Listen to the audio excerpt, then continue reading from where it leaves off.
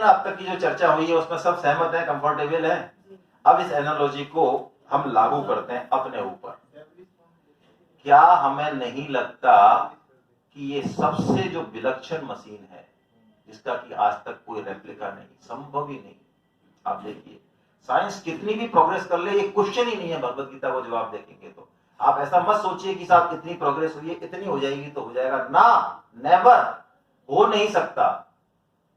आप एक बाल नहीं बना सकते, आपको ब्लड का पूरा कंपोजिशन पता है पूरा, लेकिन हम ब्लड नहीं बना सकते। इस शरीर की यदि हम इसकी ब्रिलियंसी देखें, इसका चमत्कार देखें तो 3 दिन भी कम लगे हमें इसके बारे में बात करने में। ऐसी मशीन कम से कम काशी में जो हम बैठे हैं होटल सिटी इन में, आप और मेरे में से आपने नहीं बनाई ना? कंफर्म है ना सर? मैंने भी नहीं बनाई, तो इसका मतलब किसी ने तो बनाई होगी। तो जिसने बनाई होगी उससे हम पूछें कि तुमने क्यों बनाई, या हम अपने मन से ही इसका एक उद्देश्य, जैसा कि प्राय हम करते हैं, मैं समाज सेवा को ही अपना उद्देश्य मानता हूं जीवन का, मैं देशभक्ति को मानता हूं, मैं बच्चों में संस्कार देने को, मैं इसको, बहुत सारे उद्देश्य हमारे।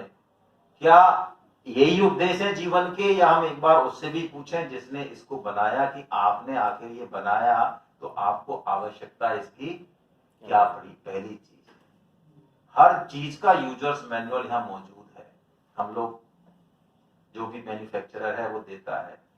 तो जिसने ऐसी अल्टीमेट डिजाइन की, क्या उसने भी कोई यूजर्स मैनुअल बनाया होगा या वो भूल गया होगा? क्या लगता है आपको? सर आप कुछ कहना चाहते हैं? सर मुस्कुरा रहे हैं। बनाया है। तो क्या लगता है आपको, वो यूजर्स मैनुअल है अभी हमारे पास? हम उसको हैं, सामने ही है। अब तो लग रहा है सामने ही है। तो एक बार आप थोड़ा क्लैपिंग कीजिए। आज हम देखिए भगवत गीता, ये इससे ऐसा यूजर्स मैनुअल है कि इसमें जो लिखा हुआ है वो बात 500 साल पहले भी ठीक थी, आने वाले 500 साल बाद भी ठीक रहेगी। ऐसा हो नहीं सकता कि ये बात कल ठीक थी और आज ठीक नहीं है ना, नेवर नेवर। और ये हमें वो चीज देगा, ये यूजर्स मैनुअल। मैं आपको, हालांकि मेरा बहुत तो ज्यादा परिचय नहीं है, लेकिन एक विश्वास मेरे अंदर पता नहीं क्यों है, और मुझे ये विश्वास हर दिन प्रूव होता है। प्लीज अपने फोन बंद कर लें हम सब, कि हमारे सामने, हमारे माइंड में इतनी समस्याएं हो नहीं सकती, इतने शंका हो नहीं सकती जितने की समाधान भगवत गीता में मौजूद है। हम उतने क्वेश्चन भी नहीं कर सकते जितने समाधान, आंसर्स मौजूद है। और किसी भी सेक्टर के समाधान में आपसे पूछता हूं, किसी भी, आप मैनेजमेंट में कोई फर्क नहीं पड़ता, मैन्युफैक्चरिंग में कोई फर्क नहीं पड़ता, आप IIT की तैयारी कर रहे हैं कोई फर्क नहीं पड़ता, आप कहीं भी हैं समाज में किसी भी स्तर पर बहुत बड़े, कोई फर्क नहीं पड़ता। भगवत गीता सबको इक्वली बेनिफिटेड करती है, सबको। ऐसा नहीं कि भगवत गीता इसको पढ़नी चाहिए, इसको, आपकी उम्र जा चुकी है, आप 70 साल के हैं, बिल्कुल भगवत गीता आपके लिए काम करेगी। आप 10 साल के, बिल्कुल काम करेगी, सबके लिए काम करेगी भगवत गीता। तो चलिए, आपने बहुत अच्छा, तो उस यूजर्स मैनुअल के बारे में जो है हम चर्चा करेंगे, क्योंकि यूजर्स मैनुअल हमें बताएगा कि क्या इस मानव जीवन का उद्देश्य है और कैसे हम उसको बड़े सहज तरीके से जो है प्राप्त कर सकते हैं। सर इसको हो गया? चलिए ठीक है। तो अब देखिए, हम लोग जो है, चालू हो गया हो तो कर दे, नहीं मैं अपने हिसाब से लेता हूँ। ठीक है, अच्छा आपने अलग अलग कन्वर्ट किया, तो लगा दें उसको, इस तरफ लगा दो भैया। गीता और भागवत में अंतर भी बता दो। हाँ, एक अभी जो इंट्रोडक्शन में आया था ना, तो देखिए ये भगवत गीता और भागवतम गीता ऐसा बोलते हैं लोग, क्या ये एक ही है क्या? नहीं, अलग है बिल्कुल। भगवत गीता है ना, ये अलग है, और श्रीमद् भागवतम, श्रीमद् भगवत गीता एक अलग शब्द है और श्रीमद् भागवतम एक अलग शब्द है। ये 7 दिन की जो कथाएं होती है, ये गीता नहीं होती है, ये श्रीमद् भागवतम है। भागवत शब्द में और भगवत शब्द में अंतर है। भगवत गीता तो वो है जो भगवान श्री कृष्ण द्वारा कुरुक्षेत्र में बोली गई थी, उसमें मात्र 700 श्लोक हैं। और श्रीमद् भागवतम, इसमें भगवान श्री कृष्ण की और उनके वंशों की वंशावलियां, भक्तों की कहानियां, इस तरह की चीजें हैं। और उसमें 18,000 श्लोक हैं, 12 स्कंद है उसमें, अध्याय तो बहुत ज्यादा है, 576 अध्याय है उसमें, और उसमें 12 स्कंद है। तो वो श्रीमद् भागवतम जो है वो 7 दिन की कथा में आता है, वो गीता नहीं है।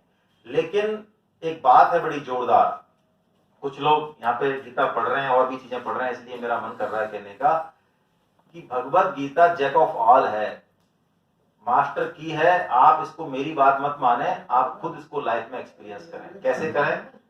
यदि आपने अब तक कोई भी ग्रंथ पढ़ा है या नहीं पढ़ा है, आप पहले उस ग्रंथ को पढ़िए, उपनिषद को पढ़िए, जो भी मान लो, सपोज आपने कठोपनिषद लिया, आप पढ़िए उसको, फिर आप जो है भगवत गीता को पढ़िए।